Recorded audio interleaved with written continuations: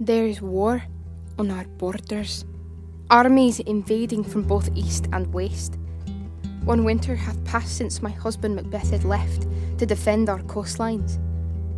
No news yet of his success, whether he has survived or whether our enemies have been kept at bay. But the hope to see his blue sea eyes and the red fiery hair again soothed me as I lay alone at night.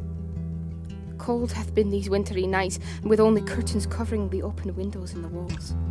The only warmth being that of the fires in my chamber and the small flame growing inside me.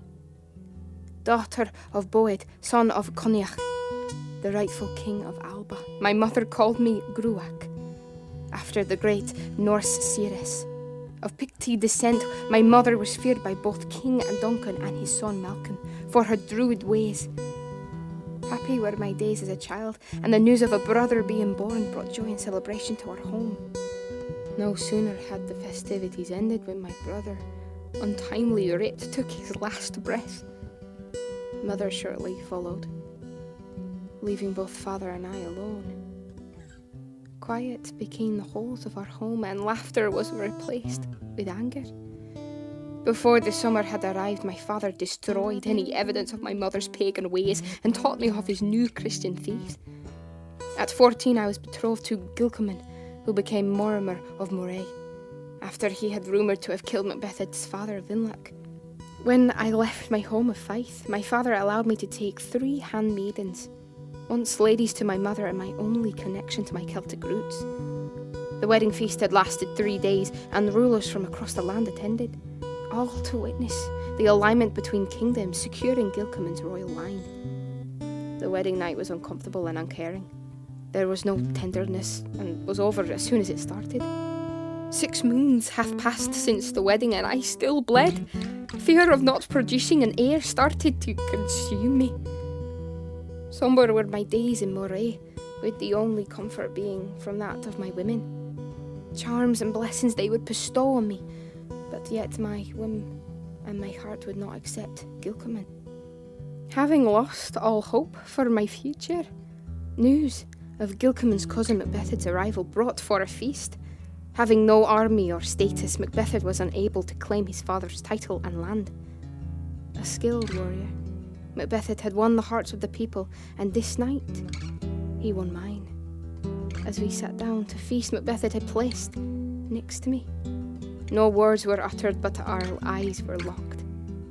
Taller than most, he had eyes that saw into my soul, and a smile that halted my breath.